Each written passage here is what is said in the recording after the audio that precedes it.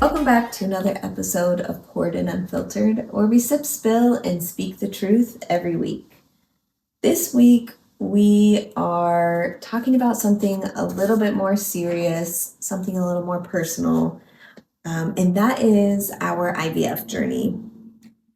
We know people have asked about our story. Some people may know, some may not know. And so we felt like it was finally a good time to open that door a little bit and chat about that. So before we get too emotional, what are you sipping on today? Tonight I'm sipping on some whiskey. It's a Treadwater, or excuse me, is it Tradewater? Anyway, it's a Kentucky bourbon, small batch. Something strong because we're gonna have a strong conversation today. So 90 proof. Gosh, dog, I didn't know it was 90 proof. Yeah. All right, then. Go ahead. Yourself. How about you? What are you sipping today? I am sipping on an espresso martini. I decided to make it myself. Maybe not the best one I've had, but it's decent. Better than Cheesecake Factory? I don't know if I've had one from Cheesecake. Well, cheers to myself since you don't want to cheers to me. Cheers.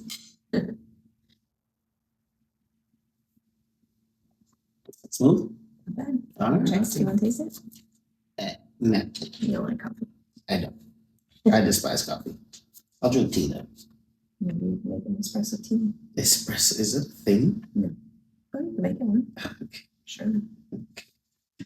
All right. TBD, we'll table that. Let's talk about the decision to start IVF. Take us back to that time, give them context, and just let them know what it was like that moment when we realized IVF was the next step. Yeah, we were in St. Louis. We had just gotten married. We were doing all the things to try to have a baby, like we had been talking about wanting to get pregnant. Yeah. And nothing was working for us. Mhm. So I think it was the end of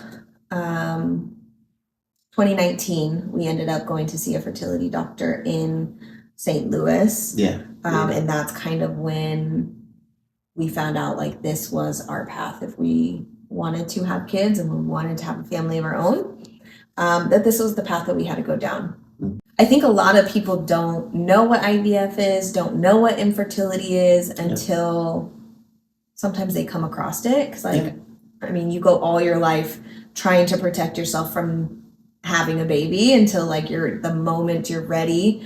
And so you just think like it's going to happen immediately. Yeah. And so I think for me, at least, I was shocked. I was caught off guard. I was, sad in some moments where it's just like, wait, I thought it was so easy to make this happen. And I'm confused why we have to go through this crazy journey now. Yeah. Why are we in this situation? Yeah. But yeah, I think that's kind of how we started the journey. And we did, I think, our first egg retrieval in the beginning of, I think we did actually the end of 2019. Yeah, and then we did our first transfer in the beginning of 2020.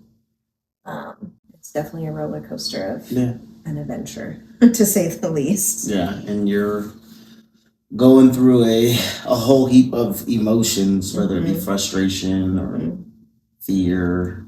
Yeah. But when you get word that, okay, your body is going to need a little assistance. Yeah. What is it that you're feeling in those moments of digesting that truth from the doctors? I think for me, it was like, why? I think that was my first question. And like, why me? Why my body? Why doesn't it feel like it's working properly? Why? I think I asked myself why hundreds of thousands of times throughout our entire IVF journey. Yeah.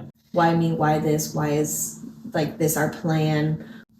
And that can be almost as heavy as the physical. A lot of people think of, when you think of IVF, like the physical part, right? The needles, the pricks, the blood work, the this. But like the wear and tear emotionally and mentally is probably just as heavy, if not heavier, Yeah.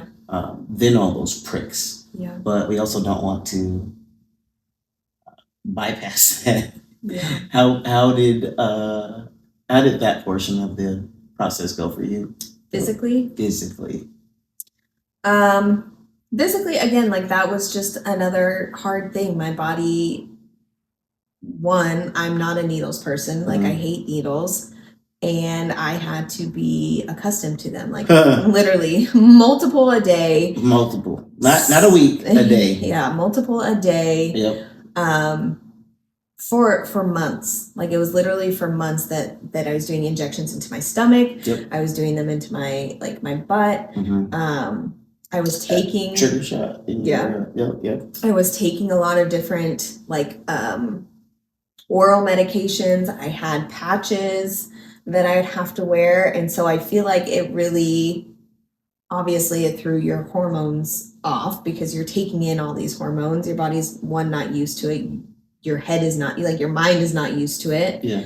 And I don't know, being a gymnast, like I'm always so used to being in control of my body and how it moves and how it goes and works. And I felt like very in tune with my body for the first, I don't know, however long of my life. And then it's like, yeah. And then we jump into IVF and I'm like, I don't have control over my body. I don't have control over sometimes I didn't have control over my thoughts because I'm just like, my mind is constantly running of like, what if this doesn't work? What if it does work? What else should I be doing? Like, I feel like we like cut our diets. We tried many different, like we read so many different books. We tried different like drinks. We tried several different supplements and things to like boost your eggs or boost your sperm or sperm count or whatever it was. And it just Mediterranean diet, no alcohol, no caffeine, no dairy or whatever it was. It was like we kept trying everything. And I think, and the most frustrating, sorry, not to cut you off, but the most frustrating part about that is there are some people that I know, or just some people in life in general, that are not doing any of those things. Yeah. And they'll just have a one-night stand with a person while drinking. That happens, yeah. And then they get pregnant. It's just like, yeah. What the? It's sometimes it literally was like a mind fuck for me. Where I'm just like, I don't understand. Like, I feel like we are prepared, but timing is always is how it's supposed to be. But yeah, in those moments, I think physically, it was a lot. Yeah, and you still had to mentally be there because you joke about it and say it, but you had to become like a mini chemist with some of this stuff. We did. And I will be the first to admit it. I did not do good in science in school. I was not the science person. No. But yeah, you're sitting here literally mixing medications, drawing the syringe, making sure you have the right amounts to inject your body, and just like pray that you're doing it correctly, because like you don't have the doctor there, you don't have a nurse there. This is all at home. This is all at home. You have to do it at specific times. So it's like if you were behind, like if we're at a dinner and we have to be home at 7:00 for a trigger shot, like we don't have time to sit here and like. I think there was a time you were with your friends though. Didn't Biggs have to give you a shot? Oh, I think so. Where were you? You were somewhere. I think that we were in Arizona on a vacation. Okay, yep. That's before I don't know how or why, but that's before I was like super comfortable doing my pio injections in my butt. So yeah, it's a lot. I feel like I had bruises, like I had constant bruising through my stomach, through my butt. I think literally years after my last injection, I still could feel like knots. Yeah, you're right. You're right. You should give, for those that are listening and going through this process, why don't you give them a few tidbits? I'm trying to like tap back into The my ice, for one. the ice or Yep. even heat packs. I feel like those were super helpful just to help like break up the medicine once it actually got into your system. It kind of Yep. helped everything just go. So do you recommend that they use an ice pack to numb the area first? Give themselves an injection Yeah. and then use heat? Or no ice at all, just use heat. I don't know. I mean, honestly, I feel like I tried everything because I was Yeah. just tired of feeling it. And I think at some point I was just like, I'm used to it, whatever. okay, yeah, like Yeah. I just have to, Yeah. to like grin and bear it and like get it over with. But I do, yeah, I know people do like lidocaine patches or like the Yeah. lidocaine cream just to like kind of numb Numb like it. topically. But yeah, at one point I was just like, You're gonna Just go gonna figure it through out. 150 shots. At some point, you will get numb to it mentally. I don't know. Just do it. I don't think so. Like, I mean, You were tough. You got to a point where you didn't care. I mean, I did care. I just chose to like look at the positive of it and like know that like, okay, Yeah. this is going to help me achieve something that we really want. Yeah. But every time I went to like poke myself with a needle, it was always like a 1, 2. Okay, hold on. Let me take a break. Let me walk away. Let me come back. Okay, let me You try. would do this like I would. I was like, it's just like it is mental. Again, it's mental. yeah. Of like, okay, I'm actually injecting myself with a needle and I'm like just expecting it to everything to go. Like, what if I poke something that I'm not supposed to poke? Like, I don't know what could have happened, but Yeah. it was always a mental thing. Mhm. It became a very much physical thing. There. I don't know. Yeah. And yet it still took a while for us to make it to that promised land. It did. You look at your journey, so we wrote it down, right? Mm-hmm. 3 years of TTC. Trying to conceive. Yep.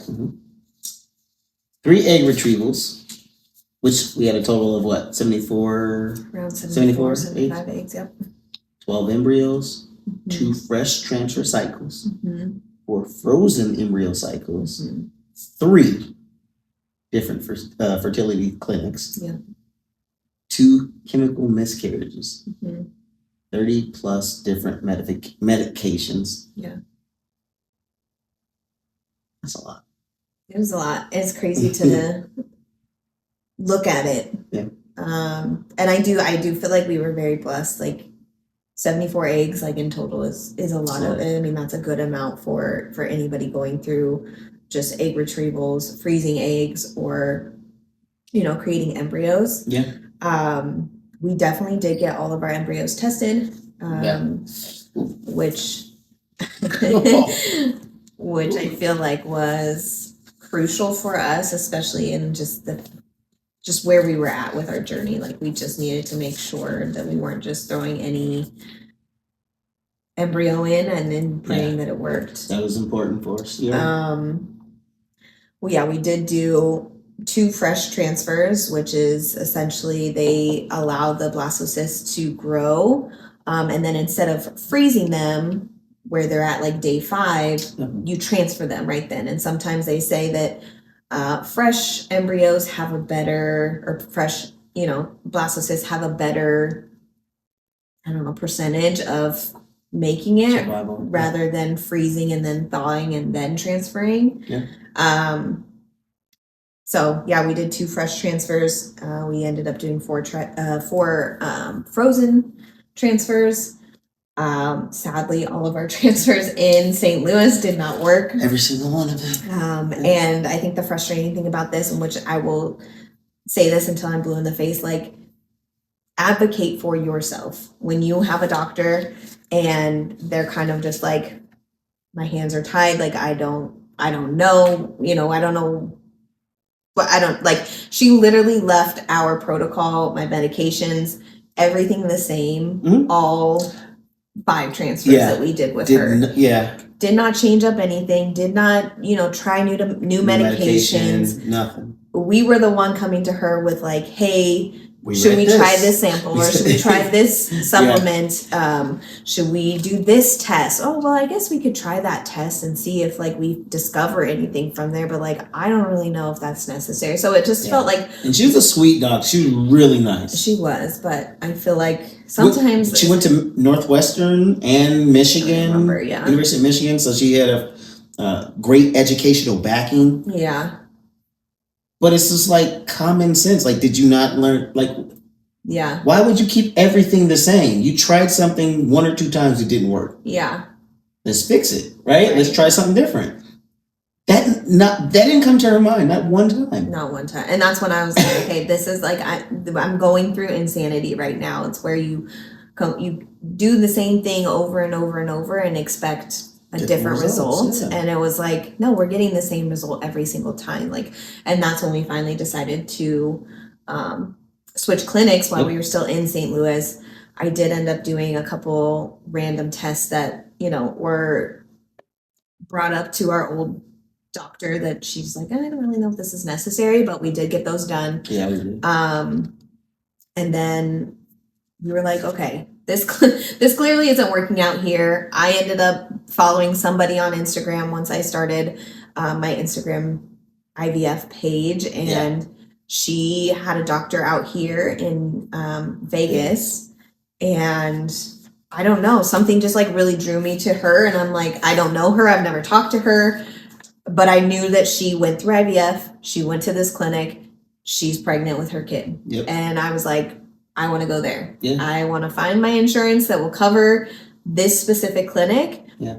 We came in, I don't know, we got here in March. I think we literally went, we saw Dr. Peterson, which unfortunately he's no longer at that clinic, but we saw Dr. Yeah, we saw him in, I think it was, May, or maybe it was April for like baseline testing. We went through an egg retrieval there.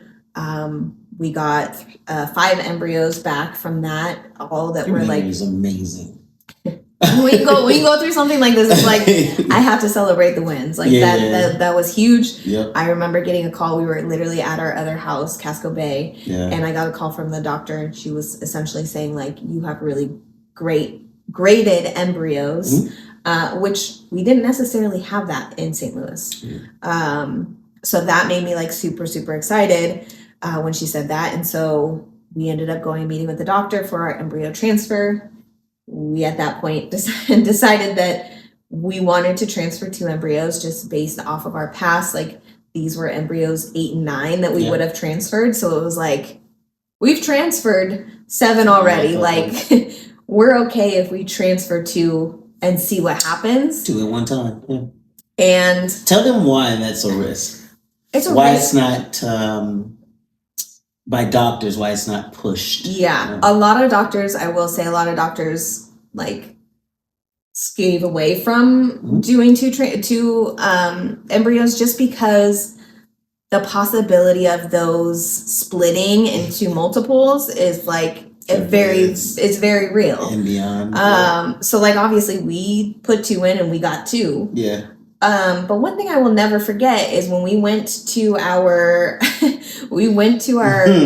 well, first I remember the nurse calling and she was telling me my beta numbers, my HCG levels, and I don't know, they were high. Like I was hoping for like a 50 or 100 or something, and she was like, yeah, this one's at 1299, and I was like, that's insane. And she gave me the other one that was like 4,000 something. And so like in my mind, I'm like, okay, these seem high, but again, I've never gotten to this point in time. So I don't know what it's supposed to look like. So I'm just going to let it go. We'll go in for our ultrasound and see what happens. We get in there and the doctor's like, there's 2 here. And as much as I want to say like, we weren't surprised because we did transfer 2 embryos, I think we were surprised because we were just like, whoa, holy shit. She said there was 3 sacks. But she did, I hadn't gotten there yet. But that's why we were thrown essentially, she said that she saw that there was another sack. Yeah. It was empty, but it looked like there was a 3rd sack that had formed, which means like one of the embryos were trying to split and So Beck could have had triplets. No, the Stevens could have had triplets, and that would have been straight chaos. I was shocked just to have twins, but then she mentioned that third sack, and I was like, there is absolutely no way. Yeah. Like, my mind would not be able to comprehend that. I think my mind's still comprehending the twins. Still processing today. Still figuring it out. Yeah. So. Yeah. But nevertheless, that's our journey. And no one can change that. No. It was supposed to happen that way. St. Louis apparently wasn't our time. Yeah. And so. Which I get. Yeah. I do get that, actually. We roll with the punches, and we may not know why, but we trust his decision in blessing us here and not in St. Louis. And it was hard. Can we talk about the relationship impact that IVF has? We talked about how it affects you mentally, emotionally, physically. But what about your marriage? What about us? How did it have an impact on our marriage? Yeah, I think it did impact us. Again, I was going through more of the physical aspects and mentals, but I feel like you were also going through that mental aspect of it as well. And I know for me, like, there's a lot of times where I can be very stubborn, and like, there was times where you had to ask me to, like, help with my injections, and I asked you to help? You asked to help me. Oh, yeah. Okay. And I didn't want you to, because I knew that if it hurt or if something went wrong or whatever, like, I would resent you for it. Like, I would be mad at you. Like, I actually didn't know this. Yeah. I remember in St. Louis, we were in St. Louis bathroom one time, and you were like, let me just do your stomach ones. And I was like, no, because, like, I know it's going to hurt, and I don't want me to take my pain out on you because you are the one that injected me. Like, I would rather have taken that burden of, like, okay, I hurt myself, like, and I mean, it hurts regardless, like, it's going to hurt anyways, but it just felt better mentally for me to take that on, until it was to a point of, like, the PIO shots in my butt where it's like, okay, you can't reach me. It's physically impossible. I mean, I probably could, like, I think I've done it a couple times because I had no choice. Yeah. But I do think, along with all of the emotions and hormones that are pumping through your body, like, you gain weight, you're depressed, you have some very, very dark days, like, there's a lot of tears, there's a lot of doubt, and I do think that affected our relationship to a certain extent of just, we both were trying to navigate this new life and this new journey that we were trying to go down. Yeah. And sometimes I felt like, we had to go our separate ways just to process things on our own. I think we both had moments where we cried probably by ourselves about this situation. But I also do think it brought us really close together. Like, there was a time where eventually, like, I trusted and let you poke me with the needle, and it was okay, and I felt safe, and it felt okay, and I didn't, get mad at you, or I didn't resent you for poking me. I didn't know you ever got mad at me. It wasn't that it's not that I got mad, I just didn't want it to hurt, or I didn't want it to, like, be in the incorrect place or whatever. Yeah. And it's like, well, you did, like, that's on you. Like, that's why it didn't work this time. Like, I don't know if I would have taken it that far, but I think it was just, like, more of, like, that pain at the moment. Okay. So. And you got over that eventually when it came to poking your butt? Yeah, because I had no choice, and I was in it for 3 years. Like, I mean, there was at one point in time where switch it up, right? Yes. Take our own advice. That is one thing. Yeah, when we came out to Vegas, Dr. Peterson, he switched up all the things. He Yeah. put me on some random different medications that I've never even heard of, but he was like, let's just do this as a precautionary in case Sure. something's going on in your uterus or wherever. Yeah. Let's just make sure we're ahead of it. Nothing's bad's going to come of it, but like, let's just do that. And I'm like, perfect. Yeah, let's try that. We changed up our medicine. He added in an extra, I think it's Lovenox, an extra medication that I did for the first, 8 weeks of pregnancy. Mm-hmm. Nothing that, I don't even remember the doctor's name I don't remember her name. But nothing that she had ever brought up to Northwest. us. Doctor from Michigan. So yeah, I think it was nice to come here, and he switched up things. We switched up things in our relationship of like, okay, I will, let you do my PIO shots. And yeah, like I said, it brought us closer in other ways too, because it was like we had to have tough conversations. We had to have these conversations about like, okay, what do we do with the embryos if they're left over? Just some things that you probably would never talk about. Yeah. Especially if you're not going through this. We prayed a lot together, and yeah, I feel like you were always my support person. Like, no matter what I was going through, whether it was a procedure or it was a negative pregnancy test, like, yeah, you were always my person to lean on, even in those darkest of days. And I know that probably there's times where you felt bad because there was just nothing you could do, but just your presence was enough for me. Yeah, it definitely were plenty of days like that. Yeah.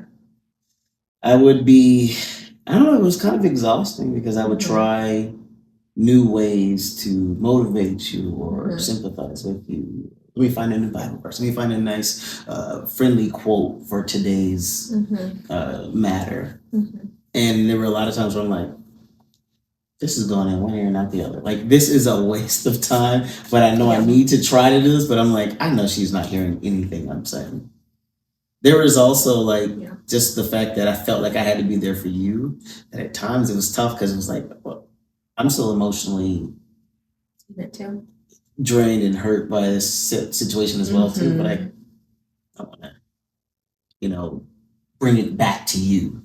Yeah. So I felt like there were times where I couldn't lean on anyone else, and I just in silence, in the dark, in my on my own, in the shop, whatever. Yeah.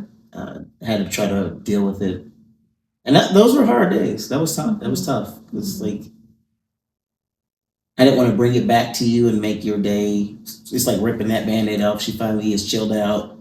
She finally ate something today. Yeah. She's talking again. Yeah. All right, I got her to a good place, but now what about me? I'm still broken. I'm still in pieces. Yeah. And I don't want to bring that back to her. So yeah. I think that was tough for me. The financial side of things was definitely tough because around this time we were both working at Amazon, but you left to go coach college gymnastics. So we had my insurance. Yeah. Excuse me. And we ran out eventually. And so a lot of this we were just paying out of pocket. Yeah. The storage for the embryos, all of that runs up, and I didn't want you to have to worry and deal with that or stress. And so I kind of took that burden on of like figuring all that parts, a lot of those parts out on my own. And that's stressful too. 100%. Right. And I asked earlier, like, how did it have an impact on our relationship? Part of me was like frustrated because it's like, I'm trying to figure this out on my own. When you're in a marriage, like, you both do it, but it's like, I can't bring this to her. Yeah. She's going through something a lot heavier than like I can't bring this to her. So I'm like not mad at her, but I'm mad that I can't bring it to you. Yeah. It's like a weird place to be in. Yeah. But it was a lot in its own way. It was a very stressful, unpredictable journey. Yeah. But yeah, you have to take it day by day. It was foreign territory. It was hard. Yeah. And it'll break a lot of people, a lot of couples, a lot of relationships, I'm sure. So kudos to you, Mom. Yes, so. For making it through that crazy storm with me. We did make it through. Barely. Barely. No, we we did. Mhm. Yeah, we made it through. Yeah. Okay, so there's another form of torture that we still haven't talked about, and that is the waiting game. Yes. No one really prepares for how long feels, right? Yeah. That 2-week waiting period after a transfer Mm-hmm. is true torture. Talk us through that. It is, because essentially they transfer the embryo, and you have to wait for 2 weeks to go in and do your blood test, and then you have to wait another day, and we have to wait 48 hours to go in and do your second blood test. This is to determine if she's pregnant. Yeah, this is determine if the embryo is stuck. And so, yeah, during the 2-week wait it's a lot. There was times where I tried not to pay attention to anything and just like let it be.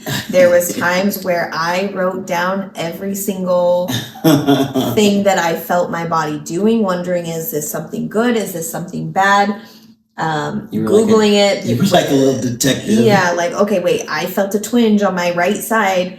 Is that a good sign? And you see like things that were like, yeah, that's a great sign. And then you see things like, oh, that like can be normal. It can just be like regular cramp. And so it was just like, again, it just like messes with your mind so intensely, where it's just like you're sitting there like, okay, are we at blood draw day? There was times where I did test ahead. I was waiting for you to say that. You definitely peed on the stick. There was times where I tested ahead, but in that matter, like some of those times when I didn't see 2 lines, my hope instantly dropped. And that's the frustrating part, because what's more accurate? Well, obviously, peeing on a stick from Rite Aid or a blood test. But regardless, like if your HCG is high enough, it's going to show on the blood or on the pregnancy test. So yeah, there was times where I did take the test and it didn't show anything, or it showed like a faint line, and then I got the excitement, and then I go in there and they're like, okay, yeah, no, your numbers are dropping. Like this is a chemical of pregnancy, essentially.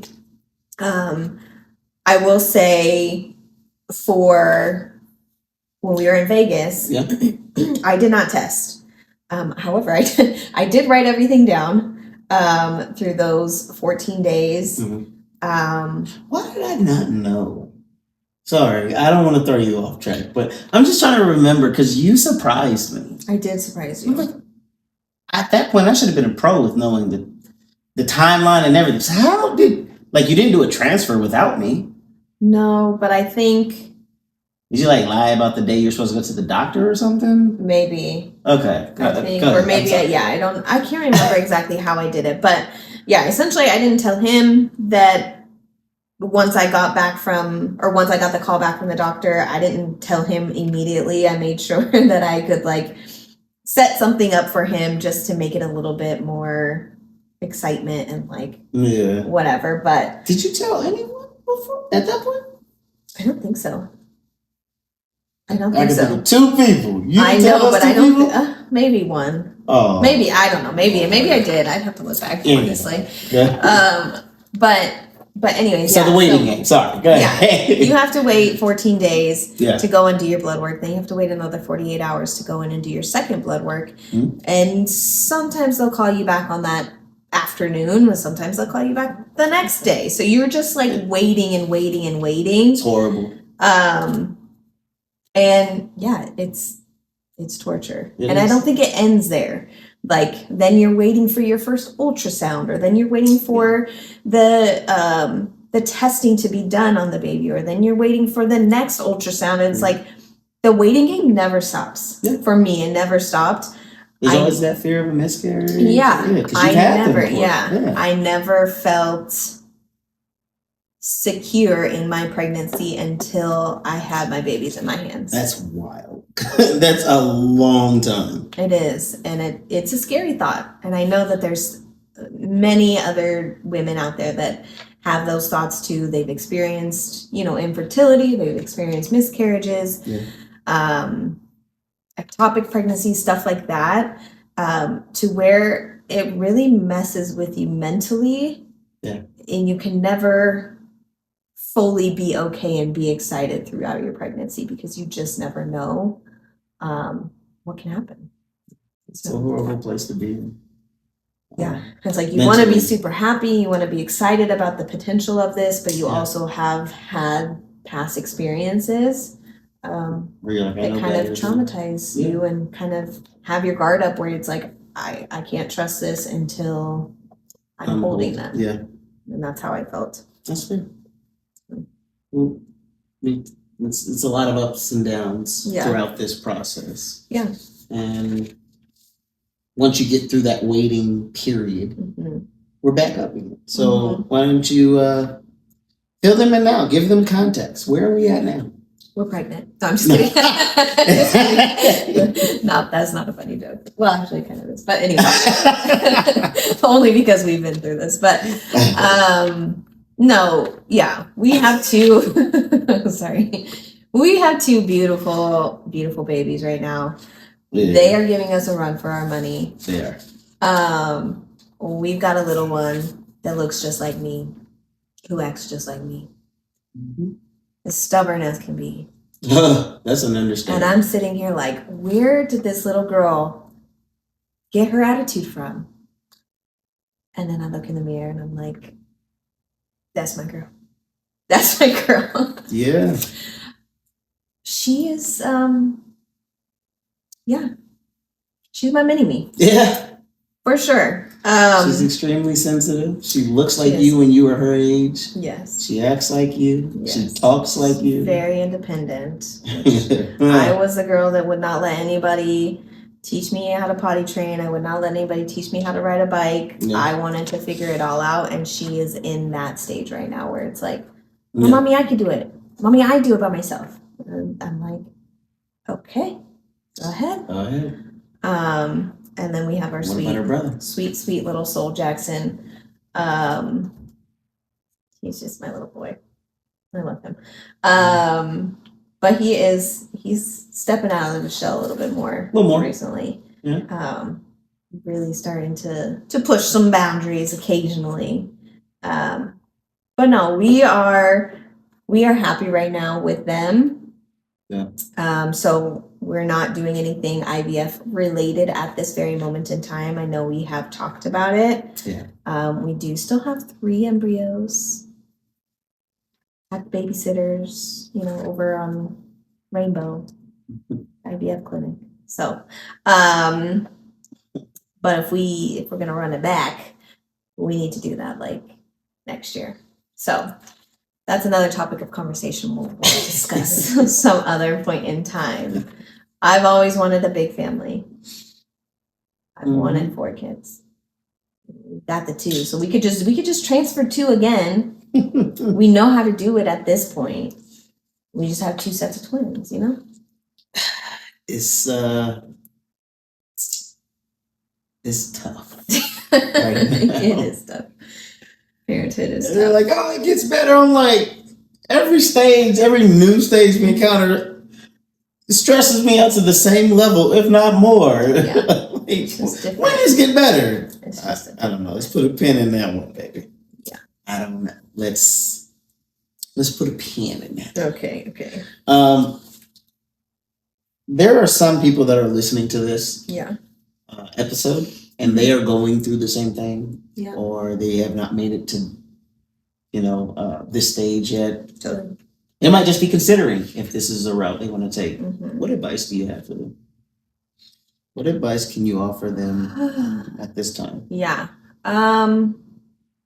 Just to stay strong. I know that it's hard. I know that there's days where you feel like strength is not enough, but as long as you are getting up and going through your day, taking it day by day. I just think that I always was trying to find the end goal. Yeah. Instead of kind of, I don't know if you can say enjoying the journey of the path. But one thing I will say is that this journey, IVF and fertility, has made me a very strong woman. Yeah. In ways that I didn't even know was possible. And then having twins, I feel like amplified that even more. So like strength, if you are going through this or you have to go through this or you're thinking about going through this,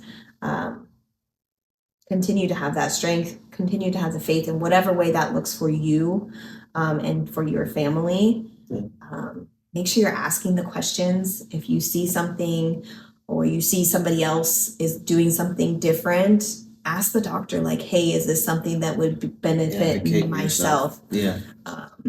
Because there was a lot of times where I saw that, and I didn't want to say anything because I didn't want to step on toes or essentially like do the doctor's job. But at some point in time, I was like, we have no choice. Like, if you don't, we will. Yeah.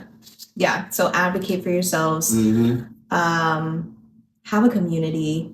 Reach out to me. I'm always a person that I love talking to people about my journey, about how IVF, impacted us in obviously the best way, but it is hard to go by yourself. And that's why I ended up creating that Instagram page, just to have there were so many people, so many communities. There's so many people on my Instagram page where I don't know them, but we all related in one way or another. We were all talking, messaging, back and forth and supporting each other through the process, because you can feel very, very isolated during these times, especially if you have friends or family that are, not used to it or don't essentially know how it works or what goes on behind the scenes of it.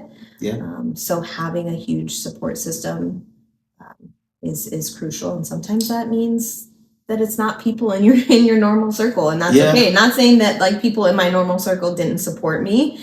It's just a different level of support when you're going through something similar. And I couldn't even relate to the same degree. No. Right. So it made sense for you to connect with those individuals that have actually gone through the exact same thing you were going through. So I strongly recommend husbands, please find some communities, find some groups for them, because a lot of what you're saying probably won't hit like it will if she finds a group of women that going through the same thing as her. And I think one last thing is just know that infertility does not define you. It does not define who you are as a person, who you are as, eventually a mother, or father. It just, you've just been blessed. Blessed is the word that I come up with. You've just been blessed to go down this journey, just to honestly show how strong and tough you are. You are a different person. You're stronger for sure. Definitely stronger for sure. Okay, let's lighten it up a little bit. It is time for Would You Rather. Okay. Would you like to go first, babe? Or would you like for me? You can go first. No, it's fine. How many do you have? 2. I have 3. I go first. Okay. IVF shots for a week, or newborn twins up all night. And remember how spoiled you have been with your children not being up all night. IVF shots for a week starting tomorrow, or newborn twins up all night for the next 7 days. I get to keep the newborn twins after the 7 days. Are they ours?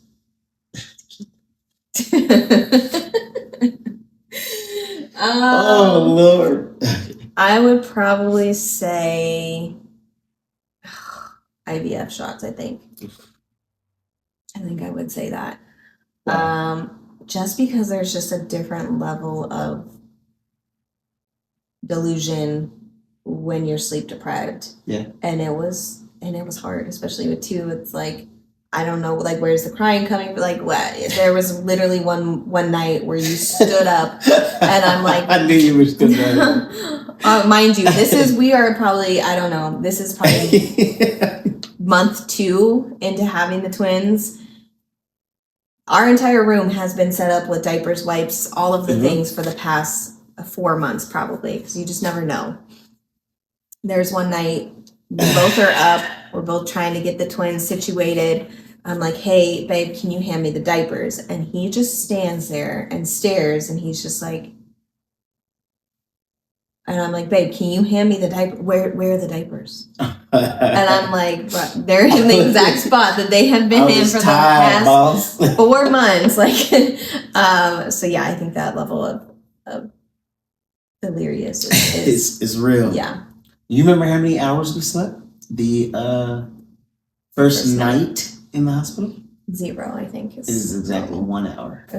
Totaled, yeah. Exactly 1 hour. And she had a C-section, so they would come in and push on her stomach every hour or every other hour or something like that. I can't even remember. I don't even want to think back to that moment. Yeah. So that was not a good start. No. And then we come home and we're flinching over every sound they make. You're supposed to sleep when they sleep. Nah. I'm trying to keep them alive. Yeah, I gotta make sure they're so I'm walking in there and put my finger under their nose. Okay, I feel air. Okay, they breathing. They still breathing. Yeah. It's horrible. It was horrible. You want to run it back. I do. Oh. That's the only thing I am worried is like I feel like we were blessed with really, really good babies. Yeah. They literally slept through the night from month 3 on. Yeah. Like it just had, I don't know, it was just because they've had each other. Right. I don't know if it's because we like did sleep training. I don't really know what it is, but like that's my only fear of like, you gonna get another set of twins and you gonna find out. It might not be that it might simple. not be that, yeah. So that's like fair. one of my fears with that. That's a So valid that's fear. just part of it. That's fair. What you got? Give me one. Would you rather get updates from an embryologist daily or have one big update on day 5? Regarding like how your embryos are growing over time. No. Give me an update on day 5. One big one. Yeah. Rip the Band-Aid off. Don't like tease me. Don't get me excited. Don't get me excited, and then it potentially could go south. Don't give me bad news up front on day 1, and now I'm like, well, the next 5 days, I'm just gonna assume this is what it's gonna be. Yeah. Tell me day 5. Keep me in the dark. Yeah. I think this process pulls on your heartstrings enough that I don't need that extra stress in my life. Keep that negativity over there. That. So serious. yeah, I give me the 5 days. Okay. All right. Would you rather I do all the injections for you, all, or you do all the midnight feedings alone without me there and supporting or switching? I would let you do all my injections. And you would just have to deal with the fact that I would probably get mad at you if it hurt too much. It's like setting me up for failure. You're just gonna be mad at me no So matter what. setting me up for failure to get up every night and do all the feedings. Listen, With both of them, that's insane. I don't have milk. No, but you can support. Anyway, what you got for me, Mom? Would you rather wait 2 hours at a clinic for an appointment or give me an injection with a slightly bended needle? Would I rather wait 2 hours? For what? For an appointment at the clinic. Or give me an injection with like a needle that's like... I think nothing, you probably know, nothing annoys me more than going to a doctor's office and having to wait. To me, sidebar, that is so disrespectful. I'm sorry. To any doctors or nurses, maybe you guys chime in and help me understand it. But as of right now, I don't. Don't ask me to be there for a 10 a.m. appointment and you don't see me until 10:45. Because I could have came at 10:39 if that was the case. I left work to come to the doctor. Yeah. But I didn't be seen until 45 minutes after I was told I would be there. Or I would, my appointment was. I don't know. It's just not respectful of my time. Yeah. That annoys the hell out of me. That's fair.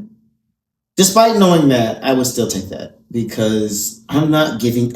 I already struggled giving you shots with straight needles. Giving you with a bent needle, like, what are we talking about? I'm not doing that to you. Yeah. You don't deserve that. And with my luck, I'm gonna puncture a nerve or something. Exactly. I'm not doing that. Exactly. That's what I've been talking about. What you mean? Well, I was just always nervous of like, okay, if you did do like inject me in like the wrong location or whatever, and you punctured a nerve, then I'd be here and be mad at you. But those were all straight needles. Huh? They were straight, but you never know.